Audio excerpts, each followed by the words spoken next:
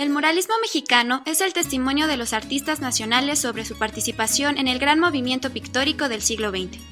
Pero es algo más que eso, es también una historia, una teoría y una crítica de dicho movimiento.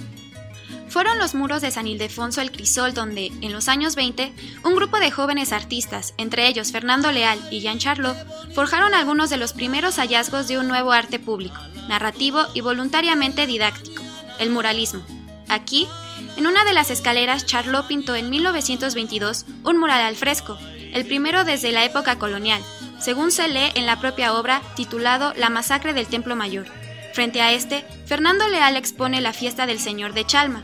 Ese mismo año, Charlot asistió a Diego Rivera en el mural La Creación. Desde entonces, participó en el intercambio de ideas sobre la función social del arte y sobre la plástica mexicana en el contexto del nacionalismo cultural. De esta manera, se revelan al público la personalidad y la aportación íntegras de dos de los artistas, que en San Ildefonso escribieron una página célebre del muralismo en México.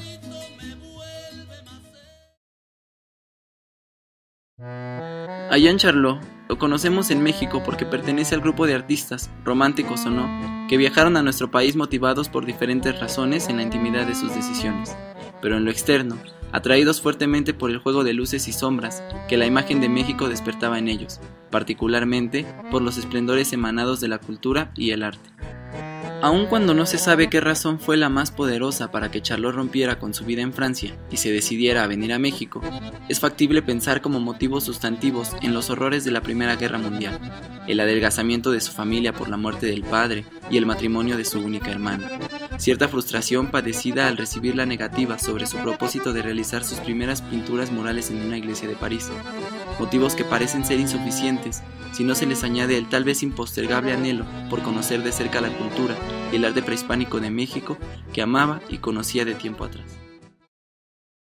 Es posible imaginar que la primera vez que al joven Charlot se le ocurrió venir a México fue cuando tuvo en sus manos un insólito juguete de barro encontrado entre los objetos sepultados en la tumba de un niño en una zona arqueológica de Cholula, o cuando años atrás escudriñaba con ojos inquisidores las piezas arqueológicas de México, acomodadas en las vitrinas que vestían los muros de la residencia de su abuelo Luis Gupil, que había nacido en México, se vestía de charro y sabía manejar el lazo como un experto campirano, y hablaba de México con especial alegría. Hombre de orígenes múltiples, Charlot fue también un artista polifacético y policultural. Sus búsquedas comprenden desde la pintura mural hasta la ilustración de portadas, desde el grabado en madera hasta la escritura de libros, desde los temas y motivos de las culturas indígenas de México hasta la cultura popular de Hawái, pasando por el arte europeo de vanguardia y las corrientes norteamericanas. Hoy, su trabajo mural en San Ildefonso congrega una muestra de su itinerario artístico. Charlot trasciende en el plano anecdótico para colocar el muralismo en una amplia perspectiva histórica. Va a sus raíces indígenas, coloniales y populares. Las primeras nos revelan a los clásicos, nuestros clásicos que veneraban el horror por encima de la belleza, y por ello, reservaban para las representaciones del dolor físico y de la muerte, el encanto que los griegos destinaron a la sensualidad. El artista mexicano contemporáneo es inexplicable si no tiene en cuenta su subsuelo cultural. El arte colonial se enfrentó a los mismos problemas que se les presentaron a los muralistas convocados por Vasconcelos: predicar desde paredes y techos. En México, la verdadera exhibición del arte está en las calles, en los puestos, en las pulquerías. De saber verlas comprenderemos que nuestra única actitud decente es la humildad. Aquí, Charlot insiste en la necesidad de mirar desprejuiciadamente las manifestaciones infinitas, pero siempre sorprendentes, del arte popular. Como pintor joven en México, Charlot fue absorbido en la mexicanidad, la búsqueda de denominadores espirituales y estéticas comunes que establecieran una tradición estética racial mexicana. Charlot, como Rivera, Siqueiros y Tamayo, usó el indigenismo como un tema mayor en sus trabajos estéticos. No fue simplemente que el arte prehispánico influenciara a Charlot. Sus tempranas experiencias en París, el cubismo y el indigenismo en México abrieron sus ojos a una nueva estética.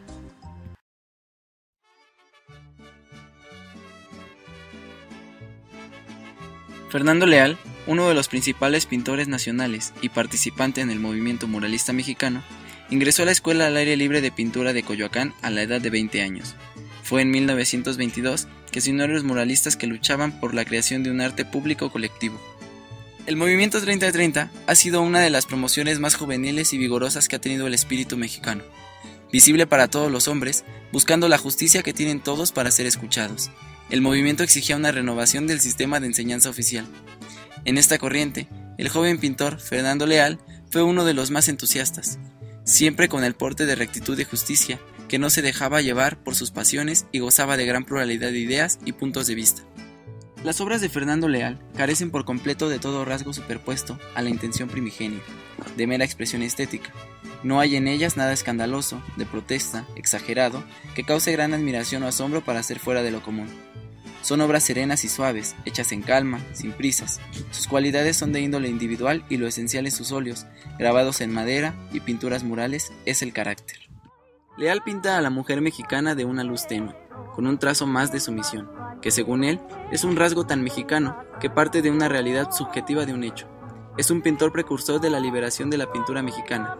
Dijo que las imágenes de las personas indígenas con detalles realistas, hecho en técnicas de la pintura europea, estaba dentro de las necesidades de Vasconcelos.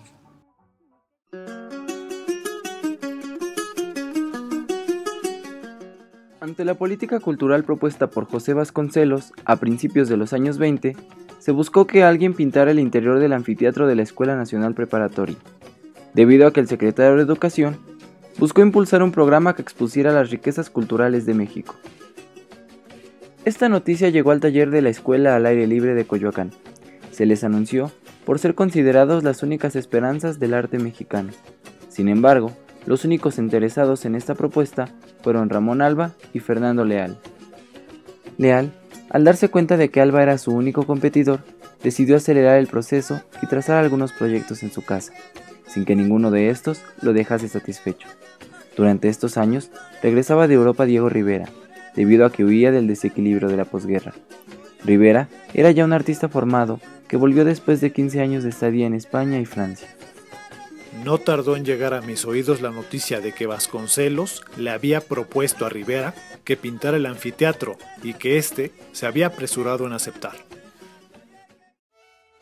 Cuando Vasconcelos entró al estudio de Leal y observó con detenimiento su pintura, Zapatistas en reposo, se dio cuenta de que era el primero que creaba una escena de la revolución, y fue así como el secretario de Educación declaró que Leal podría pintar los muros de la preparatoria. Pero no solo eso, le pidió que invitara a pintar a todos sus compañeros capaces de enfrentarse a un reto como lo fue el arte monumental. Leal optó por invitar a Jean Charlot, Fermín Revueltas, Ramón Alba de la Canal, Emilio García Caero y a Mateo Bolaños. Estos dos últimos no aceptaron.